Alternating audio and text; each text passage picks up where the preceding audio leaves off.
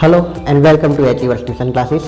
હું સચિન પરમાર આવી ગયો છું આપના સમક્ષ એક નવા જ વિડીયો સાથે। આજના આ વિડીયોથી આપણે ધોરણ 10માં એક નવા જ ચેપ્ટરનો અભ્યાસ કરીશું। ગણિત વિષયના પ્રથમ ચેપ્ટર વાસ્તવિક સંખ્યાઓનો આ વિડીયોથી આપણે અભ્યાસ કરવાનો છે। પરીક્ષાની દ્રષ્ટિએ ખૂબ જ મહત્વનું ચેપ્ટર છે। ચેપ્ટરનો કુલ ગુણભાર 4 છે, એટલે કે આ ચેપ્ટરમાંથી બોર્ડની પરીક્ષામાં 4 ગુણના પ્રશ્નો પૂછાશે।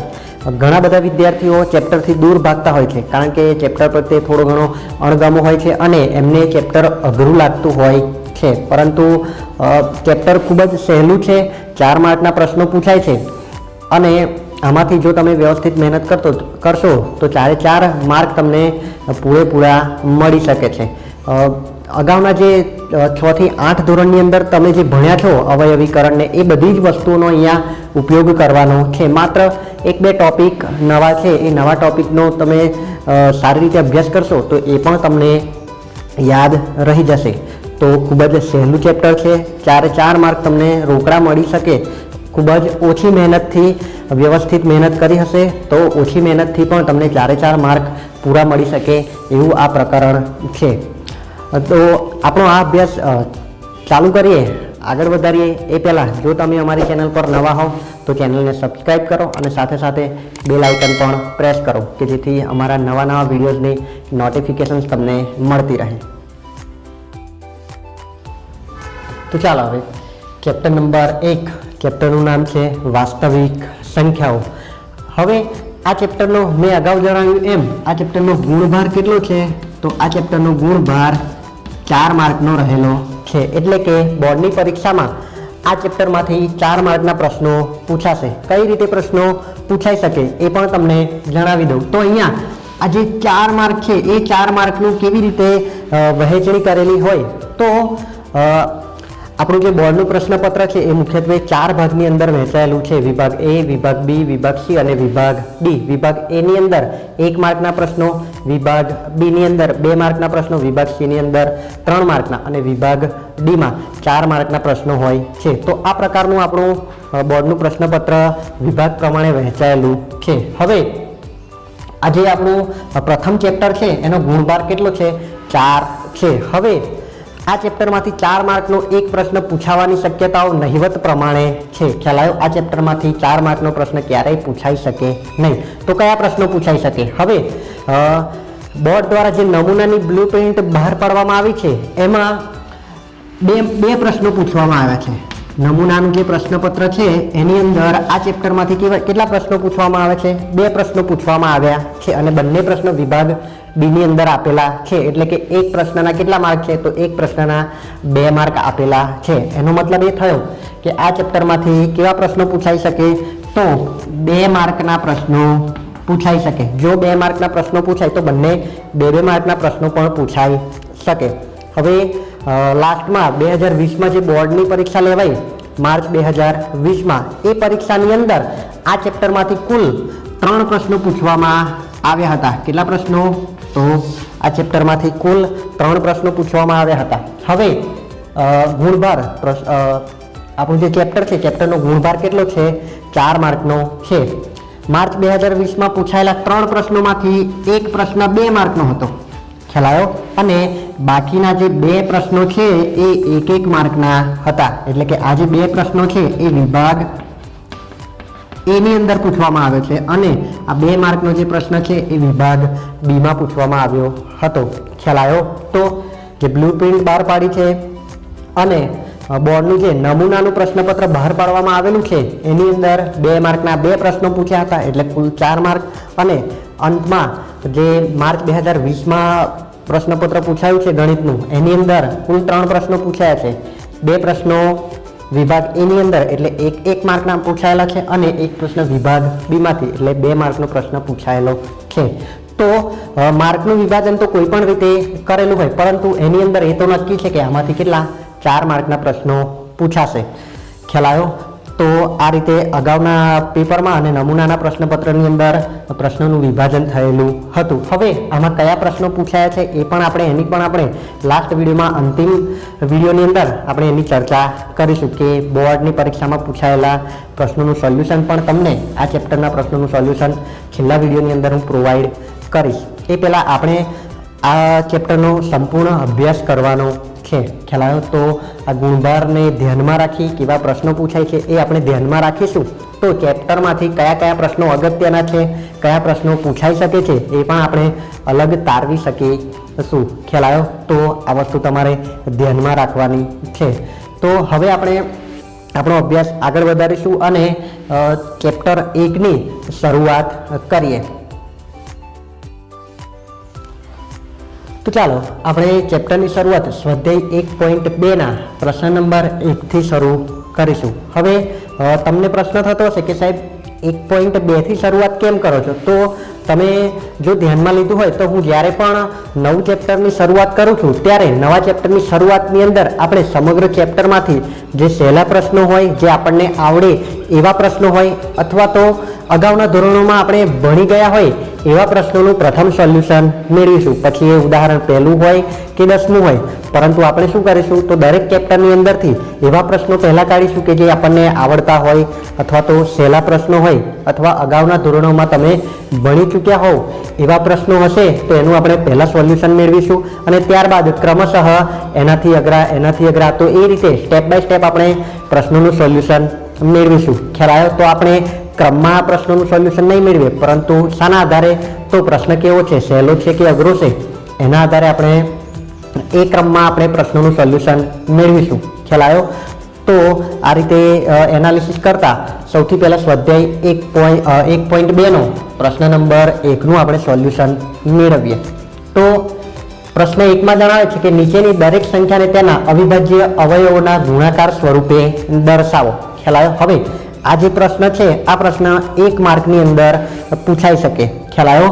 તો તમને એવો પણ પ્રશ્ન પૂછાય કે અહીંયા છે 140 અથવા તો કોઈ પણ સંખ્યા આપી હોય અને એવો પ્રશ્ન પૂછાય કે નીચેની સંખ્યાને તમે અવિભાજ્ય અવયવોના ગુણાકારના સ્વરૂપમાં દર્શાવો. ખ્યાલ આવે? તો આ પ્રકારનો પ્રશ્ન 1 માર્કમાં પૂછાઈ શકે. હવે આને પહેલાં ભણાવવાનું કારણ શું? તો આ વસ્તુ તમે 6ઠ્ઠા કે 7મા અથવા તો 6 થી 8 ધોરણમાં કોઈ પણ ધોરણમાં તમે ભણી ચૂક્યા છો. અવયવોના ગુણાકાર સ્વરૂપે દર્શાવવા માટે આપણે કરવાનું છે શું? હવે અહીંયા જે પ્રોસેસ છે તમારે યાદ રાખવાની છે. સૌથી પહેલો પ્રશ્ન છે કે ભાઈ 140ને શાના સ્વરૂપમાં દર્શાવવાના છે? અવિભાજ્ય અવયવ. કેવા અવયવો? અવિભાજ્ય અવયવો. એટલે આ જે 140 છે 140 બરાબર અહીંયા આપણે સંખ્યાઓ લખવાની અને એ સંખ્યાઓનો ગુણાકાર કોના જેટલો થવો જોઈએ? 140 જેટલો થવો જોઈએ. અને આ સંખ્યાઓ કેવી લખવાની? અહીંયા જે સંખ્યાઓ લખીશું એ ગુણાકારના સ્વરૂપમાં લખવાનું, એટલે ઓટોમેટિકલી 140ના અવયવો કહેવાય. એ અવયવ કેવા હોવા જોઈએ? અવિભાજ્ય હોવા જોઈએ. એટલે કે આપણે 140ને સંખ્યાઓના ગુણાકારના સ્વરૂપમાં પણ કેવી સંખ્યાઓ? અવિભાજ્ય સંખ્યાઓ લેવાની છે. તો સૌથી પહેલાં અહીંયા અવિભાજ્ય સંખ્યાઓની નોંધ કરીએ. તો અવિભાજ્ય સંખ્યાઓ કઈ કઈ છે? તો અવિભાજ્ય સંખ્યાઓ સૌથી પ્રથમ અવિભાજ્ય સંખ્યા છે 2. ખ્યાલ આવ્યો? 2 પછીની અવિભાજ્ય સંખ્યા છે 3, 5, 7, 7 પછી છે 11, 13, 17, 19, 19 પછીની છે 23, 23 પછી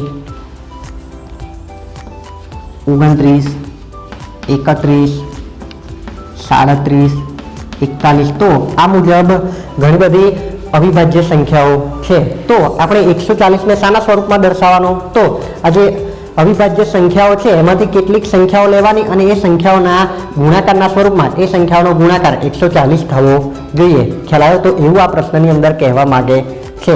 હવે આના માટે આપણે કરવાનું શું? તો આ જે 140 છે 140ના અવયવ પાડવાના. હવે અવયવ પાડતા તો તમે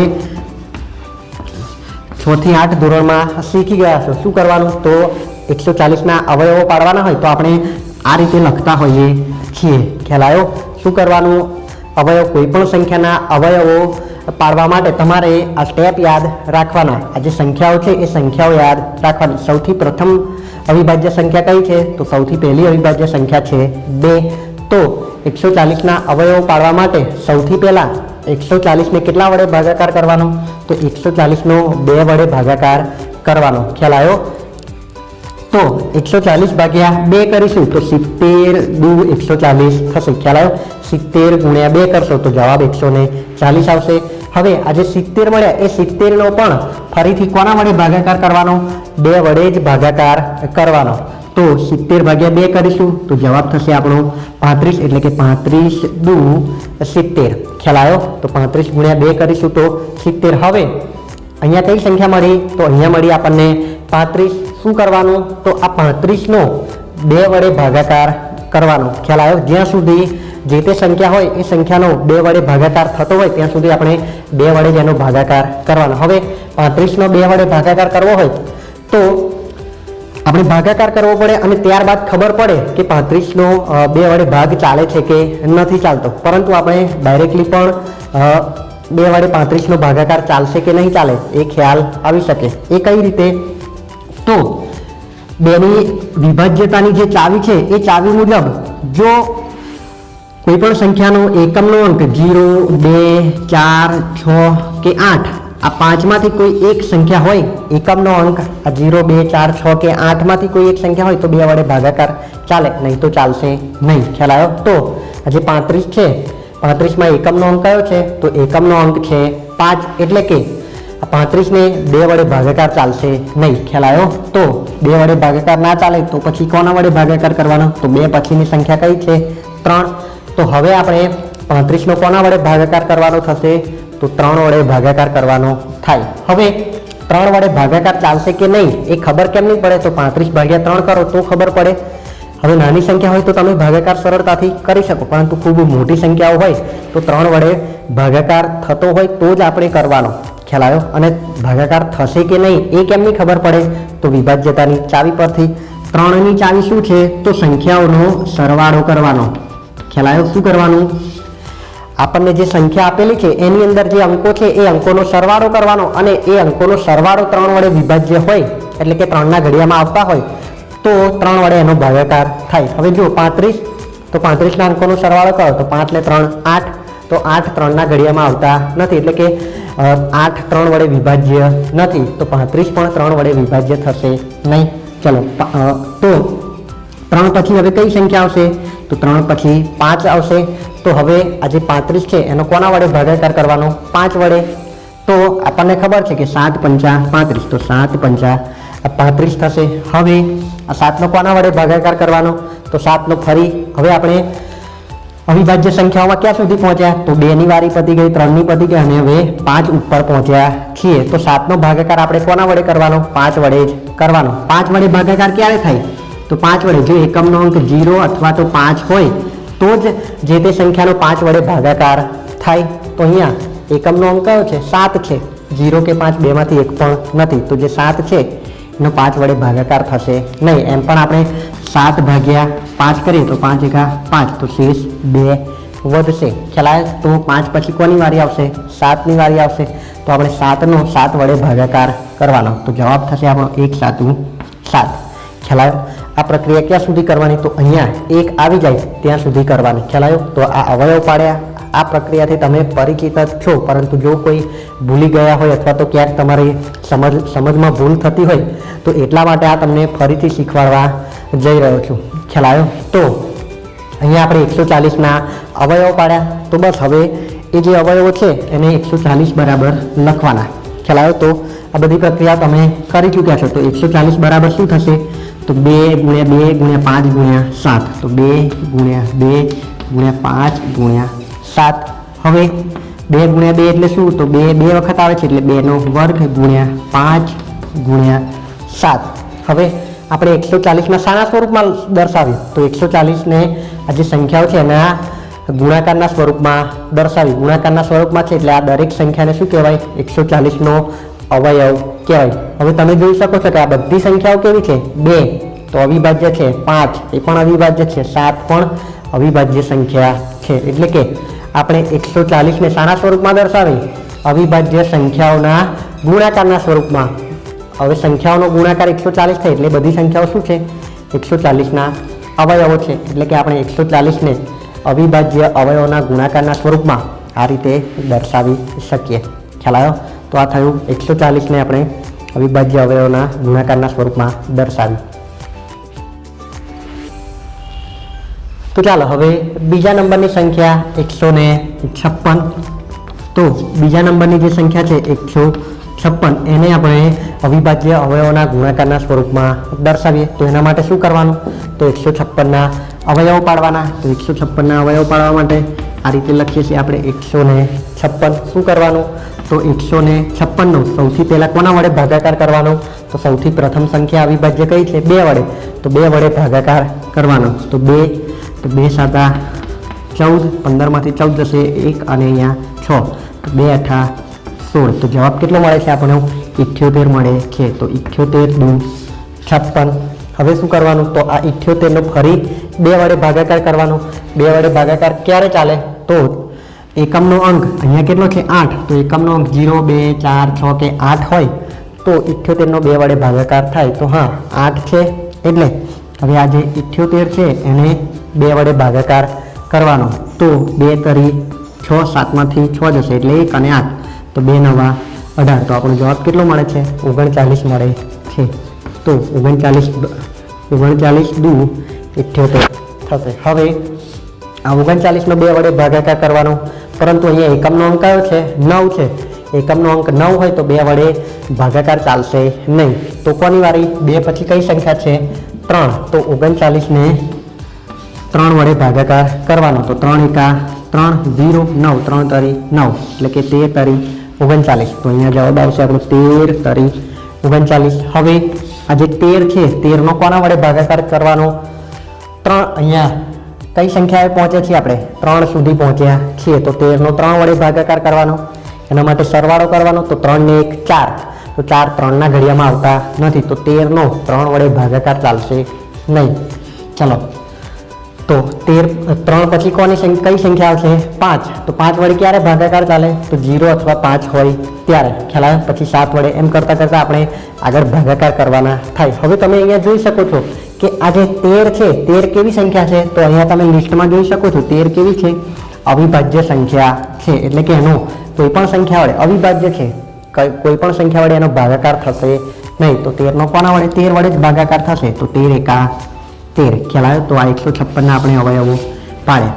ખ્યાલ આવ્યો? શું આવે છે? 156 બરાબર 2 ગુણ્યા 2 ગુણ્યા 3 ગુણ્યા 13. એટલે કે 2 ગુણ્યા 2 એટલે જવાબ શું આવે? 2નો વર્ગ ગુણ્યા 3 અને ગુણ્યા 13. ખ્યાલ આવ્યો?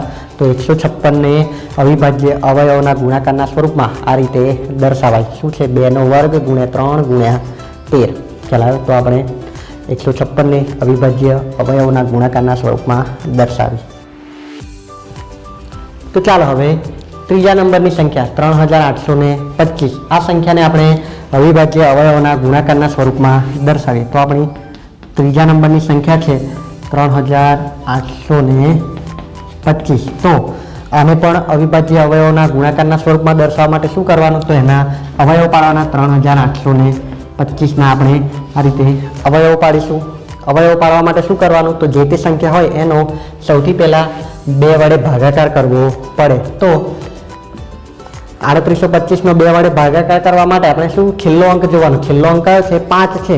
જો છેલ્લો અંક 0, 2, 4, 6 કે 8 હોય તો જ 2 વડે ભાગાકાર કરવાનો. પરંતુ અહીંયા છેલ્લો અંક કયો છે? 5. તો 2 પછીની સંખ્યા કઈ છે? 3. તો હવે આજે 3825 છે એનો આપણે કેટલા વડે?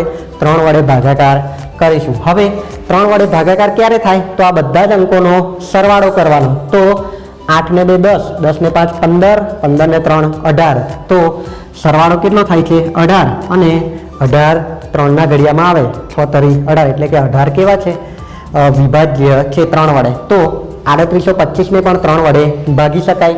એટલે કે આપણે હવે 3825 ભાગ્યા 3 કરવાના થાય. તો 3 એકા 3, 3માંથી 3 એટલે 0, નીચે 8 ઉતાર્યા. તો 3 2 6, 8માંથી 6 જશે એટલે જવાબ આવશે આપણો 2. આ 2 ને નીચે ઉતારીશું તો 22 થયા. તો 3 7 21, 22માંથી 21 બાદ કરીશું તો 1 આવશે. હવે 5 નીચે ઉતારીએ તો નીચે થયા 15, તો 3 પંચા 15, તો આપણો જવાબ કેટલો આવ્યો 1275. તો 1275 ગુણ્યા 3, તો અહીંયા લખવાના 3 અને નીચે લખવાના 1275. હવે શું કરવાનું, તો 1275 છે એનો ફરી 3 વડે ભાગાકાર કરવાનો, પણ એના માટે શું કરવાનું, સંખ્યાઓનો સરવાળો કરવાનો. તો જો 7 ને 2 9 ને 1 10 અને 10 ને 5 15, તો 15 પણ 3ના ઘડિયામાં આવે એટલે 1275 ભાગ્યા 3 કરવાના. તો 3 ચોક 12 થશે, આ 0. હવે 7 ઉતાર્યા તો 3 દુ 6, 7માંથી 6 જશે તો જવાબ આવશે 1. આ 5ને નીચે ઉતારીએ તો 3 પંચા 15, તો આપણો જવાબ થશે 425 ગુણ્યા 3.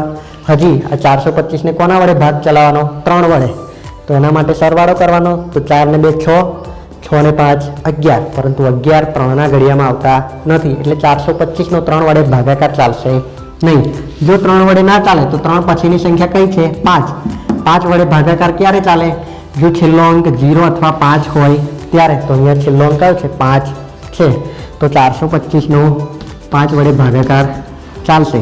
ખ્યાલ આવ્યો, તો 5 8 40 થશે, 42માંથી 40 જશે એટલે 2, નીચે ઉતારીશું 5, તો પાયે 25. ખ્યાલ આવ્યો, તો 85 ગુણ્યા 5 એટલે અહીંયા લખીશું આપણે 85 ગુણ્યા 5. હવે શું કરવાનું, તો હજી આ 85 છે એનો 5 વડે ભાગાકાર કરવાનો. તો આપણને ખબર છે 17 પંચા 85 એટલે 17 ગુણ્યા 5 બરાબર 85. હવે 17, તો 17 તો કેવી છે, અવિભાજ્ય સંખ્યા છે એટલે 1 ગુણ્યા 17. તો આપણે 3825ના અવયવો પાડ્યા. ખ્યાલ આવ્યો, તો 3825 બરાબર શું થશે, તો 3 ગુણ્યા 3. 3 ગુણ્યા 3 કેટલી વખત છે, 2 વખત, ફરી 2 વખત 5 ગુણ્યા 5 અને ગુણ્યા 17. અહીંયા 5 ગુણ્યા 5 અને ગુણ્યા 17. હવે 3 ગુણ્યા 3 એટલે 3નો વર્ગ અને 5 ગુણ્યા 5 એટલે 5નો વર્ગ અને ગુણ્યા 17 એમના એમ. ખ્યાલ આવ્યો, તો 3825ને અવિભાજ્ય અવયવના સ્વરૂપમાં કઈ રીતે લખાય, તો 3નો વર્ગ ગુણ્યા 5નો વર્ગ ગુણ્યા 17 આ રીતે લખાય. ખ્યાલ આવ્યો, તો આપણે આ ત્રીજા નંબરની સંખ્યા 3825ને અવિભાજ્ય અવયવના સ્વરૂપમાં દર્શાવી. તો ચાલો હવે ચોથા નંબરનો પ્રશ્ન કે 5005. તો ચોથા નંબરની આપણી સંખ્યા છે 5005. તો આ સંખ્યાનો આપણે હવે અવિભાજ્ય અવયવોના ગુણાકારના સ્વરૂપમાં દર્શાવવાની છે. તો એના માટે શું કરવાનું, તો 5005ના શું કરવાના છે, અવયવો પાડવાના. અવયવો પાડવા માટે શરૂઆત ક્યાંથી કરવાની, તો શરૂઆત પહેલી અવિભાજ્ય સંખ્યા 2 થી કરવાની. તો 2 વડે 5005નો ભાગાકાર ચાલશે નહીં. કેમ, કારણ કે છેલ્લો અંક કયો છે, 5 છે. છેલ્લો અંક કયો હોવો જોઈએ, 0 2 4 6 કે 8, આમાંથી કોઈ એક હોવો જોઈએ. ચલો ત્યારબાદ 3ની વારી, તો 3 વડે ભાગ ચલાવીએ. તો 3 વડે ભાગ ચલાવવા માટે શું કરવાનું, તો 5005ના જે અંકો છે એનો સરવાળો. તો 5 + 0 + 0 + 5 એટલે 5 ને 5 10. તો 10 3ના ઘડિયામાં આવતા નથી. તો આ 5005નો 3 વડે ભાગાકાર ચાલશે નહીં. તો 3 વડે ના ચાલે તો હવે કોની વારી, 5 વડે ચલાવવાનો. તો 5005નો 5 વડે ભાગાકાર કરવાનો. તો 5005નો 5 વડે ભાગાકાર કરીએ તો 5000 ભાગ્યા 5, તો જવાબ થશે આપણો 5000 ભાગ્યા 5 કરો એટલે 1000 અને 5 ભાગ્યા 5 કરો એટલે જવાબ આવે 1. તો 1000 અને 1 જવાબ આવશે આપણો. તો 1001 ગુણ્યા 5, તો 1001 ગુણ્યા 5 બરાબર 5005 થશે. ચલો હવે આ જે 1001 છે એનો કોના વડે ભાગાકાર કરવાનો, એનો 5 વડે ભાગાકાર ક્યારે ચાલે, તો છેલ્લો અંક 0 અથવા 5 હોય ત્યારે, પરંતુ એ છેલ્લો અંક તો કયો છે, 1 છે. તો 1001નો 5 વડે ભાગાકાર ચાલશે નહીં. હવે 5 વડે ના ચાલે તો 5 પછીની સંખ્યા કઈ છે, 7.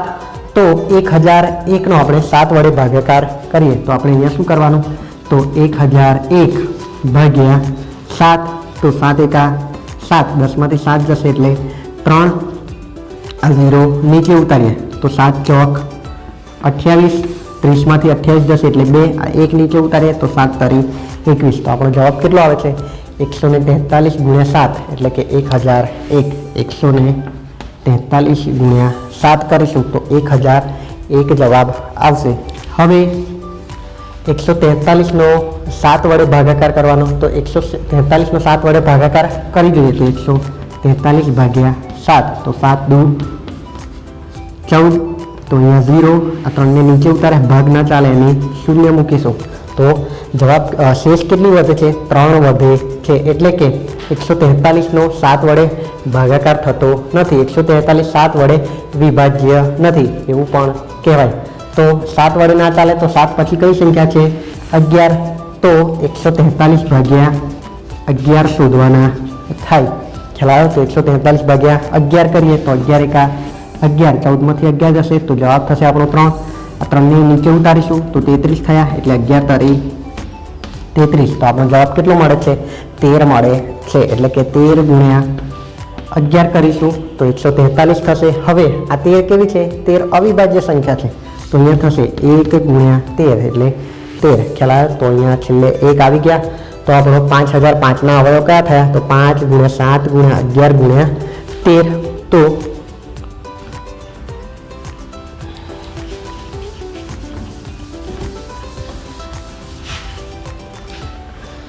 તો હવે 5005 બરાબર શું લખવાનું? તો લખવાના 5 ગુણ્યા 7 ગુણ્યા 11 ગુણ્યા 13, 5 ગુણ્યા 7 ગુણ્યા 11 ગુણ્યા 13. અહીંયા એક પણ સંખ્યાનું પુનરાવર્તન થતું નથી.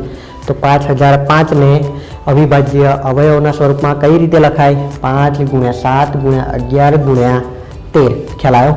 તો આ થયો આપણો પ્રશ્ન નંબર 1 કે જેની અંદર આપણને 4 સંખ્યાઓ આપેલી હતી અને આ સંખ્યાઓને આપણે અવિભાજ્ય અવયવના ગુણાકારના સ્વરૂપમાં દર્શાવવાની હતી. તો ચાલો હવે ઉદાહરણ 6 તરફ આગળ વધીએ. તો ઉદાહરણ 6માં જણાવે છે કે અવિભાજ્ય અવયવીકરણ પદ્ધતિથી 6 અને 20નો ગુસા અને લસા શોધો. હવે ચેપ્ટર આપણું જે પ્રથમ ચેપ્ટર છે વાસ્તવિક સંખ્યાઓ, તો આ ચેપ્ટરની અંદર મુખ્યત્વે ગુસા અને લસા અંગેનો અભ્યાસ આપણે કરવાનો છે અને સમય સંખ્યાઓનો થોડો ઘણો અભ્યાસ કરવાનો છે. તો આ ચેપ્ટરની અંદરનો મુખ્ય ટોપિક કયો છે? તો સંખ્યાઓના ગુસા અને લસા. હવે સંખ્યાઓના ગુસા અને લસા શોધવાની આપણે 2 રીતોનો આ ચેપ્ટરની અંદર અભ્યાસ કરવાનો છે. પહેલી રીત છે યુક્લિડની રીત, તો યુક્લિડની રીતથી ગુસા કઈ રીતે શોધવાનું એ પણ આપણે જોવાનું છે અને અવિભાજ્ય અવયવીકરણની પદ્ધતિથી કઈ રીતે ગુસા અને લસા બંને શોધાય એ પણ આપણે જોવાનું છે. તો સૌથી પહેલાં આપણે અવિભાજ્ય અવયવીકરણની પદ્ધતિથી કઈ રીતે ગુસા શોધવાનો એ આપણે જોઈએ. હવે અહીંયા પદ્ધતિનું નામ જ છે અવિભાજ્ય અવયવીકરણ. આપણે આગળનો જે સ્વાધ્યાય 1.2નો જે પ્રશ્ન હતો, પ્રશ્ન 1, તો પ્રશ્ન 1ની અંદર આપણે શું કર્યું? તો આપણને અલગ અલગ 4 સંખ્યાઓ આપેલી હતી અને 4 સંખ્યાઓને આપણે શાના સ્વરૂપમાં દર્શાવી? અવિભાજ્ય અવયવોના સ્વરૂપમાં દર્શાવી. તો એ જ રીતનો આપણે ઉપયોગ કરવાનો છે. અવિભાજ્ય અવયવીકરણ એટલે શું? તો 6 અને 20ના અવયવો પાડવાના અને એને અવિભાજ્ય અવયવોના ગુણાકારના સ્વરૂપમાં દર્શાવવાની. તો સૌથી પહેલાં આપણે 6 અને 20ના અવયવો પાડીએ. ખ્યાલ આવ્યો? તો 6ના અવયવ થશે 2 તરી 6 અને 20ના અવયવો પાડીએ તો 20ના અવયવ આ રીતે પાડીએ તો 20 એટલે 10 દુ 20, 5 દુ 10 અને 1 પંચું 5. તો 20ના અવયવ કયા થશે? તો 20ના અવયવ થશે આ 2 ગુણ્યા 2, તો 2 ગુણ્યા 2 એટલે 2નો વર્ગ અને ગુણ્યા 5. તો આ 6 અને 20 બંનેના અવયવો આપણે લખ્યા. ખ્યાલ આવ્યો? તો અવિભાજ્ય અવયવીકરણની રીત એની અંદર સૌથી પહેલાં શું કરવાનું? તો જે સંખ્યાઓનો લસા શોધવાનો હોય, અહીંયા 2 સંખ્યાઓ આપી છે 6 અને 20, 3 સંખ્યાઓ આપી હોય તો ત્રણેય સંખ્યાઓને શું કરવાની? આપણે અવિભાજ્ય અવયવોના સ્વરૂપમાં દર્શાવવાની. એટલે કે આગળનો આપણે જે પ્રશ્ન 1 ગણ્યો એ પ્રમાણે સંખ્યાઓને દર્શાવવાની. ખ્યાલ આવ્યો? તો સૌથી પહેલાં આપણે 6ના અવયવ પાડ્યા 2 ગુણ્યા 3 અને 6 અને 20 બંનેને અવિભાજ્ય અવયવોના ગુણાકારના સ્વરૂપમાં દર્શાવી. ખ્યાલ આવ્યો? ચલો હવે શું કરવાનું? તો હવે ગુસા શોધવો એકદમ સહેલો છે. તો સૌથી પહેલાં ગુસા શોધીએ. તો ગુસા કોનો શોધવાનો છે? 6 અને 20નો. તો એને આ રીતે દર્શાવવામાં આવે અને શું કહેવાય? તો 6 અને 20નો ગુસા.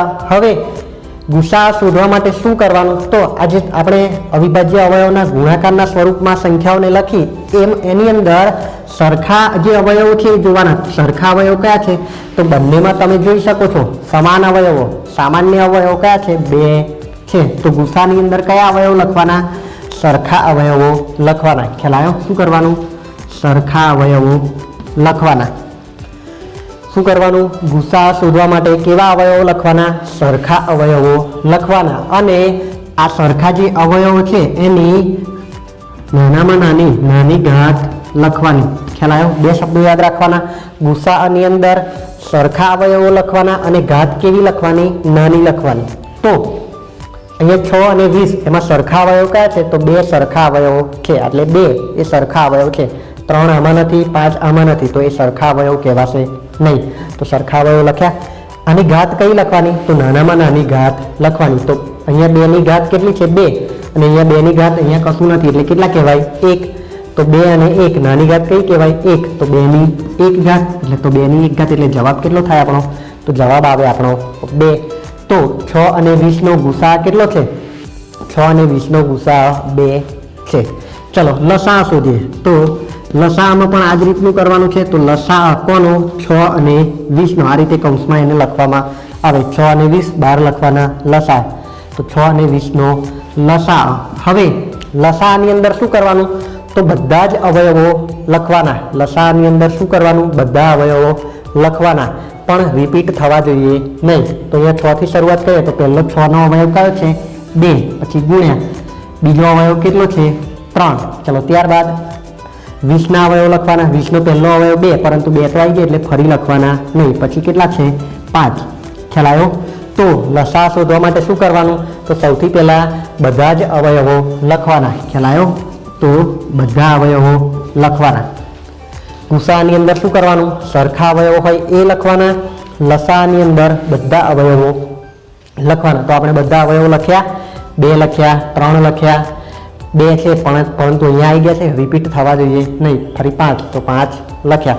ઘાત કેટલી લખવાની? આજે બધા અવયવો લખે એની અંદર અહીંયા ઉપર શું કરતા હતા? નાનામાં નાની ઘાત લખતા હતા. અહીંયા મોટી ઘાત લખવાની થાય. ખ્યાલ આવે? મોટી અથવા તો મહત્તમ ઘાત લખવાની થાય.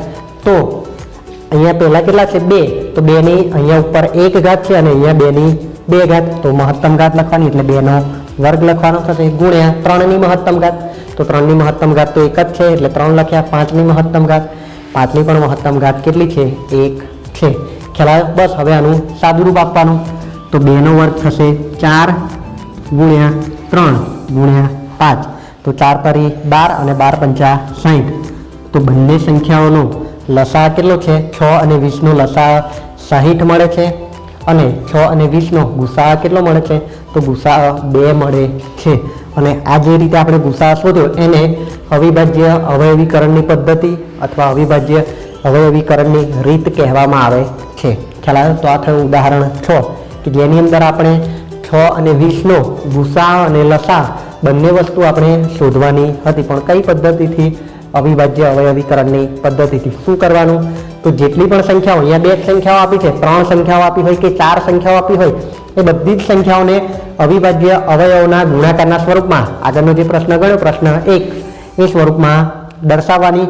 ગુસા શોધવા માટે શું કરવાનું? તો સરખા અવયવ લખવાના. શામાં? તો જેટલી પણ સંખ્યાઓ હોય એ બધામાં જે સરખા અવયવ હોય એ પહેલાં લખી દેવાના અને એ અવયવની કઈ ઘાત લખવાની? નાનામાં નાની ઘાત લખવાની. તો સરખો અવયવ કયો હતો? અહીંયા 2. 2 ની નાનામાં નાની ઘાત કેટલી છે? 1. તો જવાબ થયો આપણો 2. લસા કઈ રીતે શોધવાનો? તો લસા શોધવા માટે અવિભાજ્ય જે અવયવો છે સંખ્યાઓના એમાં બધા જ અવયવો લખવાના. તો પહેલી સંખ્યાના અવયવથી શરૂઆત કરવાની. તો સૌથી પહેલા છે 2 તો 2 લખવાના. પછી 3 તો 3 લખવાના. અહીંયા 2 રિપીટ થાય છે ને, ફરી અહીંયા આગળ આવી ગયા એટલે એને લખવાના નહીં. પછી કેટલા આવ્યા? 5 તો 5 લખ્યા. હવે શું કરવાનું? તો આ જે અવયવો તમે લખ્યા એની અંદર મોટામાં મોટી ઘાત હોય એ લખવાની. તો 2 ની મોટામાં મોટી ઘાત છે 2 તો 2 લખ્યા. 3 ની મહત્તમ ઘાત 1 છે અને 5 ની પણ મહત્તમ ઘાત 1. આનું સાદુરૂપ આપો, ગુણાકાર કરો અને જે જવાબ આવે એને લસા કહેવાય. ખ્યાલ આવ્યો? તો આ થયું ઉદાહરણ 6 અને અવિભાજ્ય અવયવીકરણની રીત. તો આજના માટે આટલું જ રાખીએ. આજે આપણે ધોરણ 10ના ચેપ્ટર નંબર 1 વાસ્તવિક સંખ્યાઓનું ઇન્ટ્રોડક્શન જોયું, કેટલો ગુણભાર છે, કેવા પ્રશ્નો પૂછાય છે એની પણ ચર્ચા કરી. ત્યારબાદ સ્વાધ્યાય 1.2ના પ્રશ્ન નંબર 1નું સોલ્યુશન મેળવ્યું. ઉદાહરણ 6ની અંદર અવયવીકરણની રીતે અવિભાજ્ય અવયવીકરણની પદ્ધતિથી ગુસા અને લસા કેવી રીતે શોધવો એ પણ જોયું. આજના માટે આટલું જ રાખીએ. હવે પછીના વિડીયોમાં આપણો અભ્યાસ આગળ વધારીશું, આગળના ઉદાહરણો ગણીશું અને સ્વાધ્યાય 1.2ના બાકીના પ્રશ્નોનું સોલ્યુશન મેળવવાનો પ્રયત્ન કરીશું. So that's it for today. See you in the next video. Thanks for watching.